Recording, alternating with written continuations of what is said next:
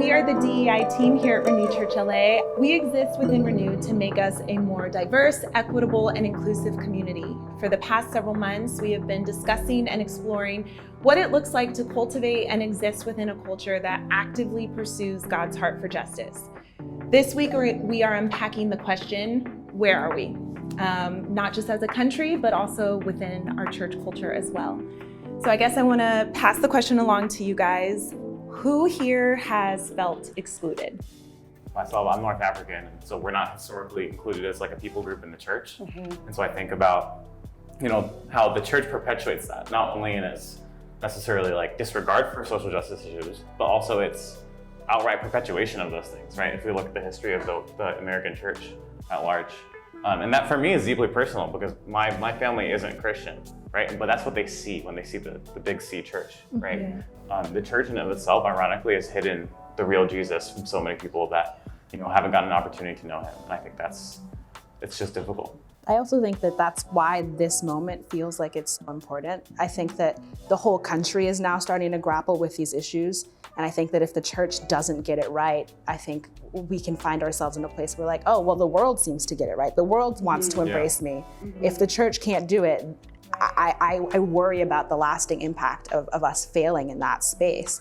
I've personally have felt that the church, Big C, has not always been that in a sense of like, the greater idea is there to be like, oh, of course we think all people are equal and you are my brother in Christ, you are my sister in Christ. But I felt like the things that are going on in this world that affect me mentally, affect me physically, affect me spiritually, were like everyone was silent about it. How do I belong here, but you don't care about my oppression, you don't care about my hurt, you don't care about my struggles enough to act? Like Paige, I just know this feeling so well of trying to bring up something that's happening or something that's bothering you and you being told that like, that's not the way to go about it. Or like, no, this is not how we handle that. Or like, no, everything is fine. And it's just this idea that progress is always met with opposition. So interesting to me.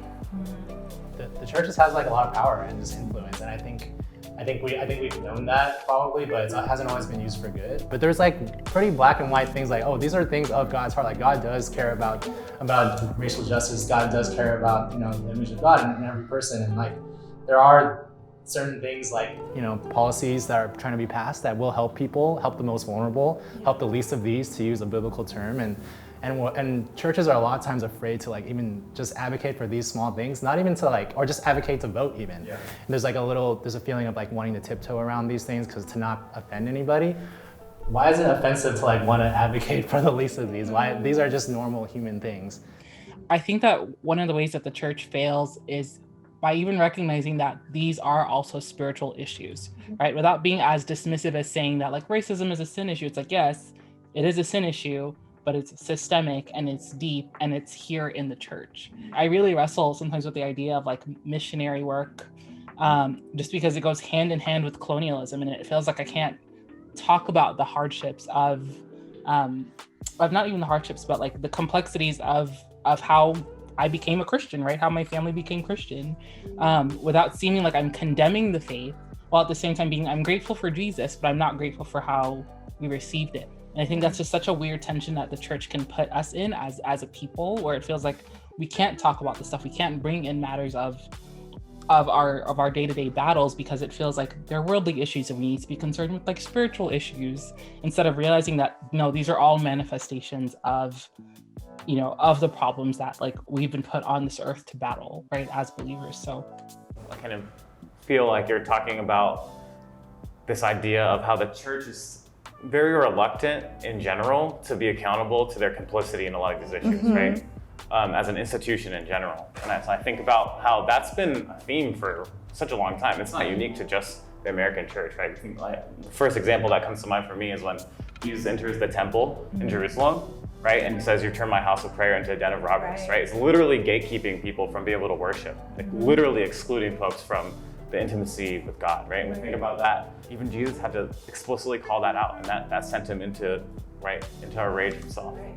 So yeah, I appreciate you both sharing those stories. There are so many evils that exist at the core of what America was that we've never dealt with. And I think that whenever we bring them up, everyone wants to be like, that was in the past, we fixed it, we've dealt with it. And you can't move forward until you correct and fix what was broken at the core, you know? And I think like our faith is one of complexity as well. And we often want to say, this is black and white, this is like completely what's right, this is completely what's wrong. And at the same time, what you're saying, we can say, this is a thing, but also this is a thing and also this, and we have to hold both those things in tension, just existing in our bodies. Yeah. I think there's something to say about each of our histories being the histories of our parents and our grandparents in that, but also the histories of our people combined, and just saying like, my mom came here from Hong Kong, and I hold the stories of the Chinese women who came to San Francisco, and like their stories, and the Asian American immigrant story in general. And that's something that we just get to hold as a community and hold with each other, and that feels like inclusion in it. We, in many ways, have all had a part in hurting each other in some way. Our ancestors have had a part in hurting each other, and that's also something that we hold with each other, is knowing that we are in the same generation, we are here together, and I've hurt you, and I've hurt you, and I've hurt you. And that's scary.